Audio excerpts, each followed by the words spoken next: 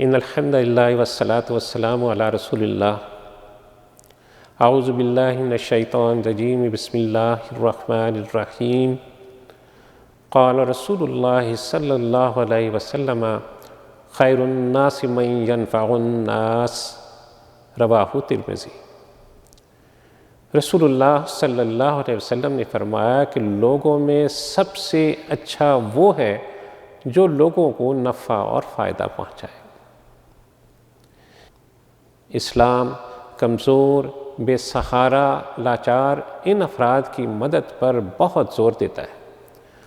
قرآن اور سنت نے بڑے واضح الفاظ میں اعلان کیا ہے کہ یہ معاشرے کے خوشحال طبقے کی ذمہ داری ہے کہ وہ معاشرے کے محروم طبقے کی دیکھ بھال کرے، اور رسول اللہ صلی اللہ علیہ وسلم نے معاشرے کے بہترین افراد کی نشاندہی ان الفاظ میں فرمائی کہ خیر الناس من ینفع الناس، کہ لوگوں میں سب سے بڑھ کر اچھا وہ ہے جو دوسرے لوگوں کو نفع اور فائدہ پہنچائے۔ اس حدیث مبارکہ میں رسول اللہ صلی اللہ علیہ وسلم نے بہترین انسان بننے کا ایک معیار مقرر فرمایا کہ اس کا وجود دوسروں کے لیے فائدہ مند ہو، نفع آور ہو، دوسروں کے دکھ درد میں شریک ہو اور ان کی خیر و بھلائی کے لیے ہمہ وقت کوشاں رہے۔ دوسروں کو نفع پہنچانا اسلام کی روح اور ایمان کا تقاضا ہے۔ ایک سچے مسلمان کی یہ نشانی ہے کہ وہ ایسے کام کرے جس سے عام لوگوں کو زیادہ سے زیادہ نفع پہنچے، مثلاً رفاہی ادارے بنانا، ہسپتال، شفاخانے بنانا، تعلیمی ادارے بنانا، کنویں اور تالاب بنانا وغیرہ۔ یہ سب ایسے کام ہیں جن سے مخلوق خدا فیض یاب ہوتی ہے، اور ان اداروں کے قائم کرنے والوں کے حق میں دعائیں کرتی ہے۔ ایسے ادارے یہ وہ ادارے جو صدقہ جاریہ میں شمار ہوتے ہیں، یعنی ان اداروں سے لوگ فائدہ اٹھاتے ہیں اور اپنے قائم کرنے والے کے حق میں دعائیں کرتے ہیں، اور اس کا اجر، اس کا ثواب مرنے کے بعد بھی اس شخص کو ملتا رہتا ہے، اس کے نامہ اعمال میں لکھا جاتا رہتا ہے۔ اللہ کے رسول صلی اللہ علیہ وسلم کی نبوت سے پہلے کی 40 سالہ زندگی لوگوں کی خدمت کرتے گزری۔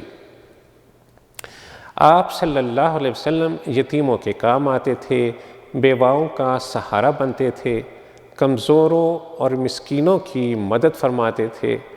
بخاری شریف میں رسول اللہ صلی اللہ علیہ وسلم کو حضرت خدیجہ رضی اللہ تعالیٰ عنہا نے اس موقع پر جب پہلی بار آپ صلی اللہ علیہ وسلم پر غار حرا میں وحی نازل ہوئی اور آپ صلی اللہ علیہ وسلم سخت پریشانی کی حالت میں گھر تشریف لائے تو کچھ ان الفاظ میں تسلی دی۔ فرماتی ہیں کہ نہیں، ہرگز نہیں، اللہ عز و جل آپ کو ہرگز رسوا نہیں کرے گا، کیونکہ آپ رشتوں کو جوڑتے ہیں، صلہ رحمی کا معاملہ کرتے ہیں، آپ ان لوگوں کے بوجھ اٹھاتے ہیں، بیوہ اور مسکین کے لیے مال کماتے ہیں، مصیبت زدہ اور پریشان حالوں کی مدد کرتے ہیں، اللہ ضرور آپ کو کامیاب کرے گا۔ اب ذرا غور کیجئے کہ خدیجہ رضی اللہ تعالیٰ عنہ یہ اوصاف بیان کر رہی ہیں جو رسول اللہ صلی اللہ علیہ وسلم سے سب سے زیادہ قریب تھیں۔ رسول اللہ کی صبح و شام جو موجودگی تھی وہ آپ کی نظروں میں تھی۔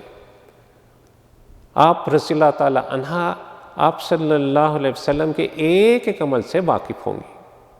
انہوں نے یہ نہیں کہا کہ آپ صلی اللہ علیہ وسلم اللہ کی بہت عبادت کرنے والے ہیں، اس کا بہت ذکر کرنے والے ہیں، بہت تسبیح و تحلیل کرنے والے ہیں، راتوں کو اٹھ کر اللہ کے حضور سربسجود ہونے والے ہیں۔ انہوں نے ذکر کیا تو حقوق العباد کا ذکر کیا۔ اس بات سے یہ اندازہ لگایا جا سکتا ہے کہ اسلام میں حقوق العباد کی کس قدر اہمیت ہے، کس قدر اس کی تاکید کی گئی ہے۔ ایک حدیث میں یہ بیان کیا گیا کہ سارے بندے اللہ کا کنبہ ہیں اللہ کو اپنے بندوں سے بہت پیار ہے۔ اگر کوئی انسان کسی کمزور کی مدد کرتا ہے تو گویا وہ اللہ کی مدد کرتا ہے۔ الخلق کلہم عیال اللہ واحبہم الیہ انفعہم لعیالہ، رواہ بیہقی۔ یعنی مخلوق ساری کی ساری اللہ کا کنبہ ہے، اس میں وہ شخص اللہ کو سب سے بڑھ کر محبوب ہے جو اس کے کنبے کو زیادہ نفع پہنچائے۔ مولانا الطاف حسین حالی کیا خوبصورت شعر کہہ گئے کہ یہ پہلا سبق تھا کتاب خدا کا کہ مخلوق ساری ہے کنبہ خدا کا۔ اللہ عز و جل سے دعا ہے کہ وہ ہمیں اپنے کنبے کے لیے نفع رساں بنائے، ہمیں حقوق العباد صحیح طور پر ادا کرنے کی توفیق عطا فرمائے، ہمیں دوسروں کے دکھ درد میں شریک ہونے کی توفیق عطا فرمائے۔ وصلی اللہ تعالی علی خیر خلقہ محمد وعلی آلہ وصحبہ وسلم۔ اللہم صلی علی سیدنا محمد